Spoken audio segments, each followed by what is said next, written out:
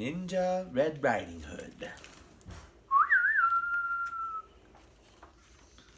Ninja Red Riding Hood by Corey Rosen Schwartz and illustrated by Dan Santat. Once upon a ninja-filled time, a wolf couldn't catch any prey. By the dinner he picked and was growing more ticked by the day. His belly was achin' for bacon. I'm wasting away, he complained. To huff and to puff was no longer enough. So he snuck into school to be trained. He practiced his katas for hours and mastered the whirlwind and wheel. He jackknifed and flipped and at last felt equipped to once again catch a good meal. Drooling with anticipation, he set off in search of some meat. While deep in the wood, he met Riding Hood. I'm bringing my grandma a treat. The wolf licked his chops when he saw her and hastily thought up a plan. There are blossoms that way. You can pick a bouquet to give to your little old gran. Then the wolf took a shortcut to Grandma's, where he thought that he'd find her in bed. But Granny was gone, so he put her robe on and eagerly waited for Red. Soon after he heard someone knocking. He called out, "My dear, come on in. Oh, don't you look good in your lovely red hood, but a shame that you've gotten so thin." Little Red took a look at her granny and said, "What on earth did you do? I could swear that your eyes have completely changed size. Hey, Gran, are you sure that it's you?" "Of course it is me, my sweet darling. The better to see you, my dear. And your ears are so long. Something really seems wrong. Oh, my girl, all the better to hear. And those biceps, my gosh, they look massive. And your triceps and delts are immense.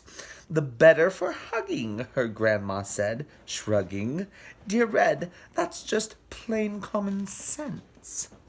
And those teeth, they look so much sharper. Why, yes, all the better to chew." He jumped out of bed to gobble up Red, but she'd gone to ninja school too. Woo-woo.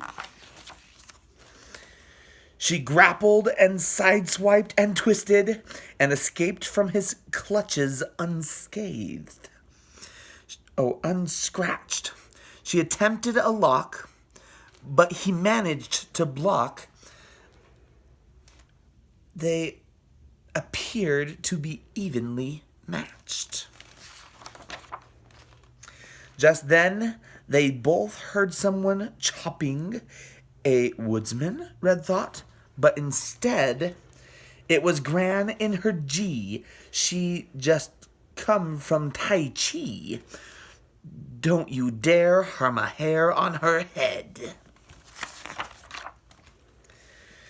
The wolf took a swing at that instead.